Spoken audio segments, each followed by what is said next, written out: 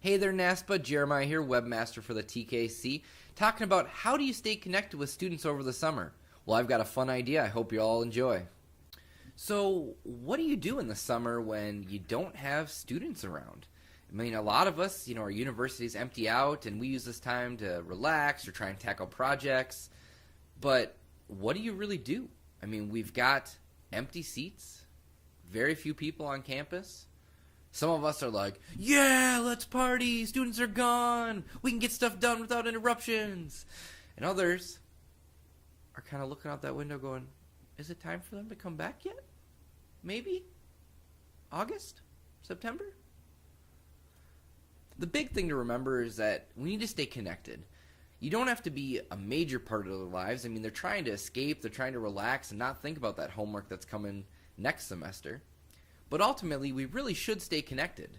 This is a prime time to kind of keep interest peaked, show them what's going on in your campus, upgrades, improvements, construction, anything interesting. Why not share that information? It's important for current students to know what they're coming back to, and it's also important for prospective students to see and get them excited about what they are going to be coming up and enjoying in the fall semester. So let's stay connected using Periscope. Periscope is an amazing app that's out there now for iOS and Android, and it allows you to connect with your students in a way that we've never been able to do before without a lot of expensive equipment. So the question in a lot of people's mind is, what is Periscope? You hear the term, you think submarines. Yeah, not exactly. That's not what we're talking about here. Periscope is actually a live broadcasting app that Twitter's purchased and owns and is available on Android and iOS. What this means is, in the past, to do live streaming on campus, you would need a powerful server, you need camera equipment, you need people to run those things, setting up graphics, transitions, basically running a full TV studio. That's not the case anymore. You can do it all from your iPad, your phone, your tablet, and you're able to truly broadcast what you see in real time and interact with the people watching you. But don't take my word for it. Let me show you how it works. Using Periscope is quite simplistic. Once you have it installed, open the app. What you'll see on this first page are people that you follow and their recent Periscopes that they've done. If somebody's live, they'll be highlighted at the top.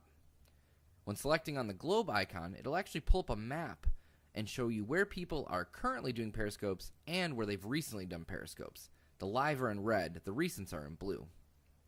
If you select on the People tab, you'll actually be able to see people that are trending currently on Periscope. It's easy to follow them just by selecting the plus sign next to their name. Icon on the top right corner is for your profile. You can see who you're following, who's following you, and just more diagnostic information like that. To start, simply click on the recording icon. What that allows you to do is type in a title. That's what will be broadcast out, so make sure it's catchy. You can select if you want to have Twitter post on off, which you usually want to have it on. Who's allowed to comment. You can actually lock down and do a private broadcast. And you can turn on precise location sharing. Just remember, if you're posting from home, you should probably turn that off. Then hit start broadcasting and you're free to go.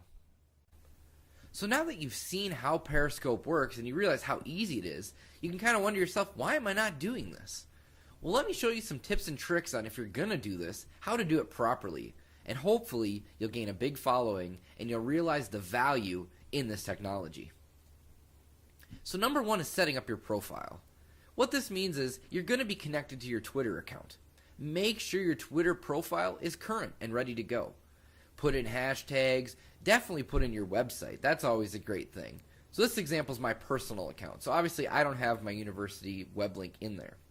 However, on the account we use for our department, we have a web link right in there. So anytime I reference go to our housing website, they'll go to our website in our profile, nice and easy, simple to click. Make sure you've got a great profile picture. Generally speaking, branding wise, you want to have all your social media profile pictures the same, so it's easy for students to recognize. Step number two is something really easy. Observe. You can jump right in. I mean, I definitely love to do that. Go for it. But if you're a little more uncomfortable, you want to watch different Periscopes. Tons of people are using Periscope for pointless things. Some people are using Periscopes for amazing things. Go out there and see what you like and what you don't like. You'll know right away if someone's a professional doing this, if it's just some amateur that's doing it for fun. You can look and see. Check out other universities. Some universities are doing this. Terry White on here is from Adobe. He's one of like the considering founding people of Periscope and helping them develop their options. He does amazing things with Periscopes and has unbelievable setups to make it really branded and make it really easy for people to follow along. Just go out there, watch Periscopes, see what you like, see what you don't like, and be able to take notes on those back to when you do your first live broadcast. Find comfort. Now this has a couple different meanings. Some people, you're more introverted, you're not big on technology, you don't want to have your face close up on your camera. That's totally fine. Feel free to show what you're looking at through Periscope and take the focus off of you. You can still be extremely successful showing things around campus without ever showing your face. Now obviously the idea is you'll eventually become more comfortable and will put your face on there, and so that students can connect with you personally. That way when they see you on campus they go, oh, you're the person from Periscope. They might be able to take that through their whole college experience, being able to find you. The other side of it is find a comfortable place.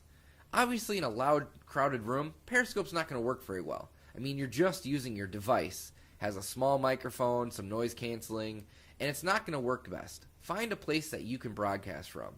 If it's setting up in your office, do it that way. Run a studio. That's another option. Just make sure you find comfort, like my dog Cora did in this picture. Welcoming and explaining what you're doing, who you are. So the way Periscope works, once you start broadcasting, it sends out a message to your followers. It's going to take your followers some time to jump in, connect. Maybe they have to change rooms, find a better location, put on headphones. So you need to kind of buy yourself some time. The best way to do this is actually welcome everybody and explain who you are and what you're doing right in the beginning. That way, when your broadcast is recorded, you can actually reuse that replay, upload it on YouTube. You can do all sorts of different things with it, but that way that intro's right there. So maybe even address the replay watchers directly in the beginning. As long as you welcome, explain who you are, establish that rapport before you get started, it'll give people time to come in, connect, and it'll make your Periscope more successful. The final tip is upgrade the experience. Now what I mean by this is kind of twofold. Make the experience worth it for people to watch. Have fun with it. Do giveaways. That's a really popular way to get people in watching your Periscope. Give away some merchandise. If you've got students connecting, you can have different contests, do polling things, giveaways, shirts, trinkets, whatever you got. It's a great way to upgrade that experience. The other side of it is upgrade your technology. As Periscope's taken off as a resource, there's now options for external microphones. So you can actually connect a lapel mic to an iPhone and use it that way to clarify your audio. You've got ways now that you can actually use Periscope on a screen on your computer and set up a full production studio for free on your computer running your Periscope. So your Periscope's actually just looking at your screen and you're doing all your production value on a computer. That's a really common thing that's starting to pick up, and it's becoming the newest craze because now you don't need to spend the tens of thousands of dollars on a production studio. You can use your computer and just set up a device, set up a mount for your phone, and go from there. The big thing is jump in and give it a try. Periscope has been very intimidating for people because it is a live broadcast. What if I screw up? What if I say something dumb? Ultimately, who cares? It's social media. Give it a try. Get out there. Use it. The biggest thing is once you start using it, the more you watch, the more you engage, you'll realize kind of best practices, you'll learn some techniques, maybe you'll learn something about yourself. It's a great experience. Students are going to love it. They're going to tune in. And it's a great way to showcase what's going on your campus and stay connected during the summer.